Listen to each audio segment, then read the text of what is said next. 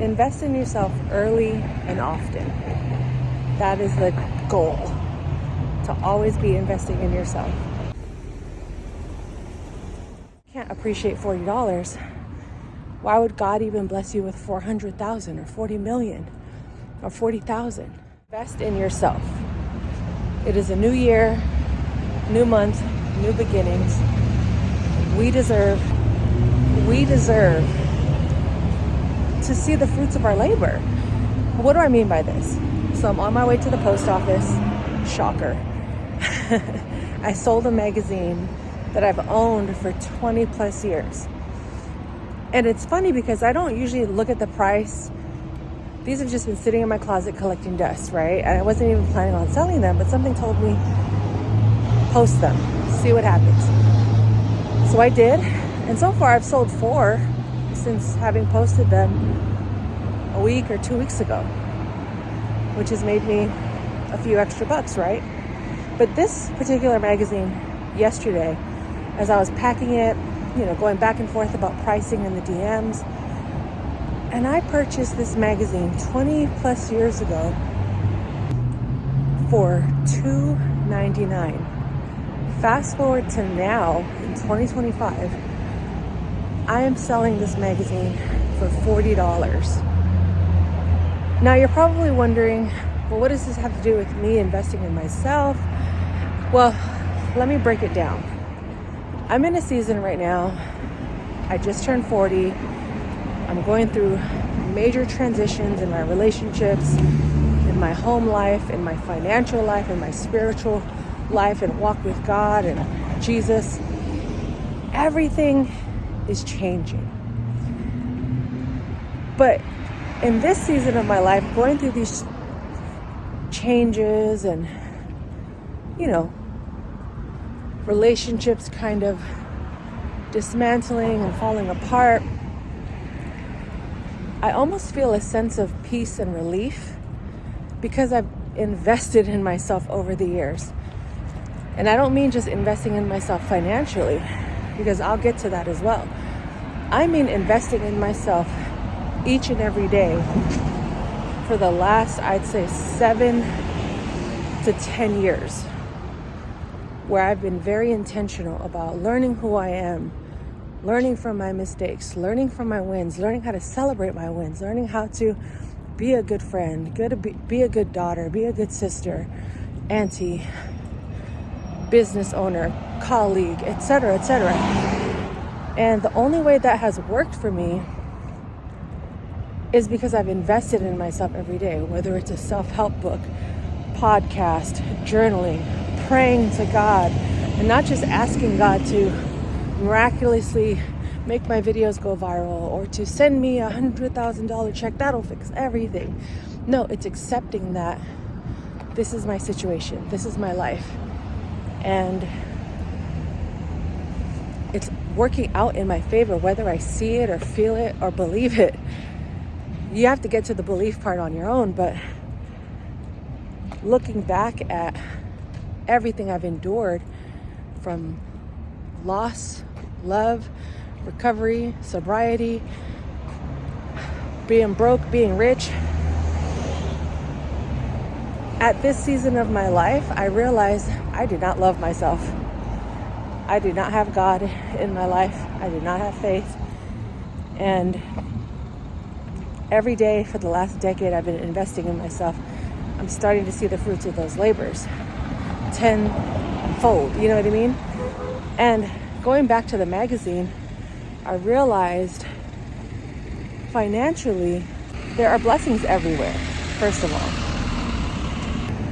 There are blessings everywhere financially, even in your closet, on your floor. But the bigger point of this all is our blessings aren't always going to come at us immediately. Instant gratification can often tear us apart. It can mess with our security in life. It could mess with our mindset and mentality about life. But sometimes the blessings that we pray for and we ask for may not show up for another 12 years, 20 years, or some will be quick, which I hope and pray that you Do not take that for granted. In fact, what are 3 things you're grateful for right now? Because gratitude truly is the right attitude.